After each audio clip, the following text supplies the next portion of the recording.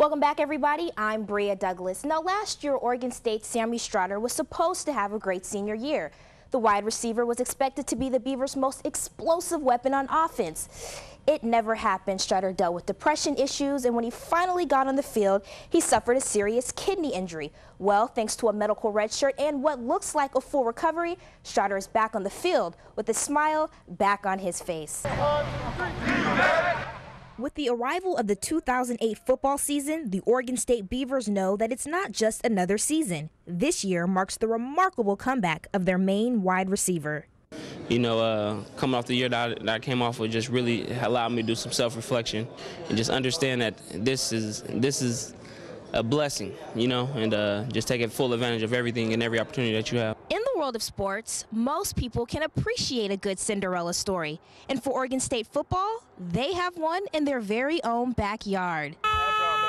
Sammy Strotter could never have imagined that before the 2007 season was in full swing, he would lose two relatives, the coach who recruited him, and suffer a season-ending kidney injury, causing him to need a medical red shirt. Now, as a senior and captain, he's just thankful to be back on the field.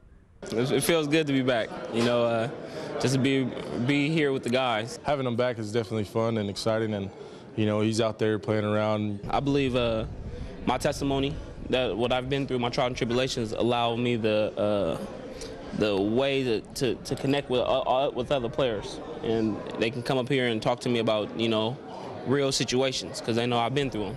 Besides Sammy himself, perhaps no one is more pleased about his return than head coach Mike Riley. I'm just personally happy for Sammy to be back, you know, #1 with his friends and then with the rest of the team. And we obviously missed him a lot last year, but it's exciting to have him back, and he looks very good. By the way, Strotter's teammates elected him to be one of the team's 4 permanent captains. To the pros, where the Brett Favre saga has taken a wild and unexpected turn, as Favre has been reinstated and it now looks like he'll have a chance to be the Packers' starting quarterback. The commissioner, Roger Goodell, reinstated Favre today, and the quarterback has landed in Green Bay. Here's the twist. Favre is expected to practice with the team tomorrow, and ESPN is reporting that coach Mike McCarthy will declare the quarterback position an open competition. So it looks like Favre will get his wish, a chance to play football again in Green Bay. We swing over to baseball, where the Portland Beavers lose an extra inning affair to Round Rock today. The Beavers give up 3 in the 11th. Chip Ambers did hit his 17th home run in the loss.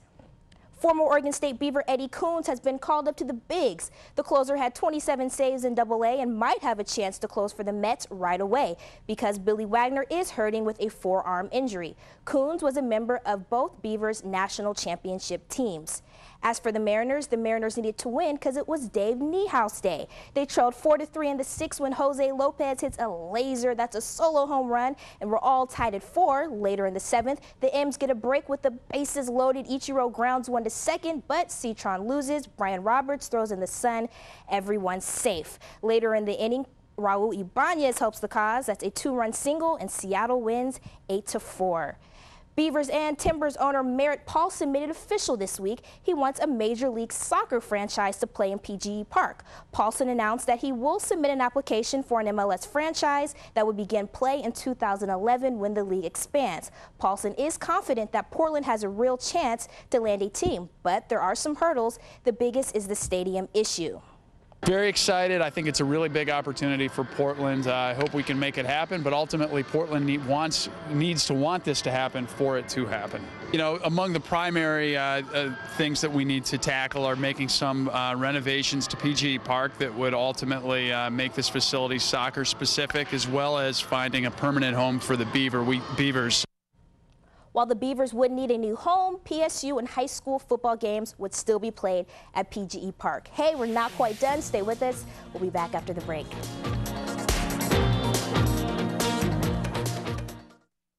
Just another day in the gym for the Blazers? Not exactly. You see, it's July, and the Blazers, of course, are not gearing up to take on tomorrow night's opponent in the Rose Garden for the regular season.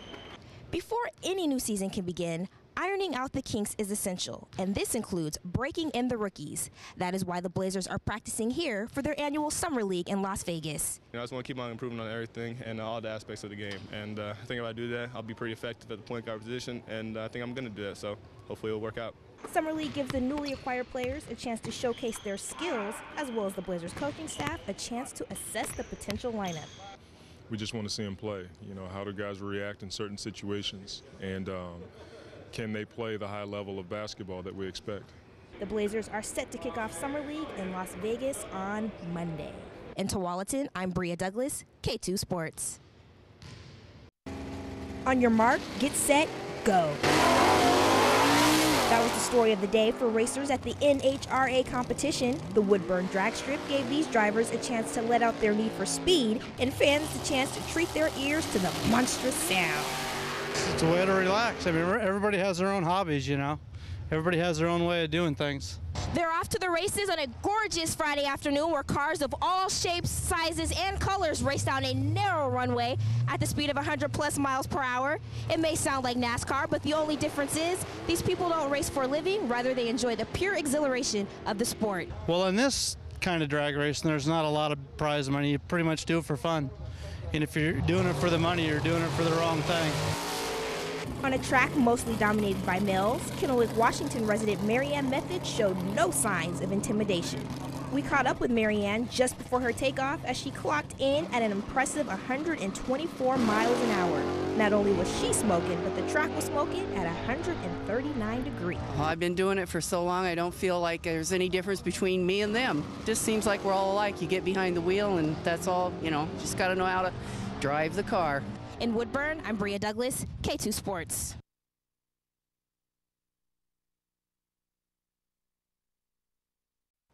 What measures would you take if you were desperate to pay a phone bill? For Longview, Washington resident Lawrence Smith, pawning a shotgun seemed to be the best option, or so she thought.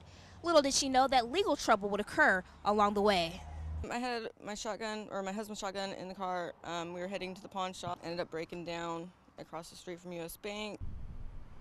Lauren explains why she didn't just leave the gun in the car. I didn't want to leave it in the car because of all the, I don't want to call them tweakers, but you know, I didn't want them to get into it, cause a bigger crime of some sort. Lauren's next course of action is what landed her in trouble.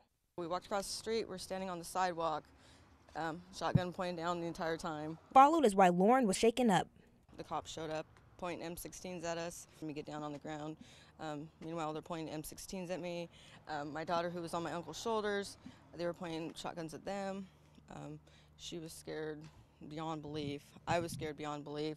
Lauren explains how she feels about the charges of an unlawful display of a firearm. I didn't do anything wrong other than, you know, yeah, I had it out, but what was I supposed to do? Leave it in a vehicle where it could get taken by, you know, by somebody who goes out and shoots somebody? You know, it wasn't loaded. Lauren's 5-year-old daughter, Cadence, expresses why mommy should not go to jail. Because I love her. In Longview, I'm Brea Douglas, KATU News.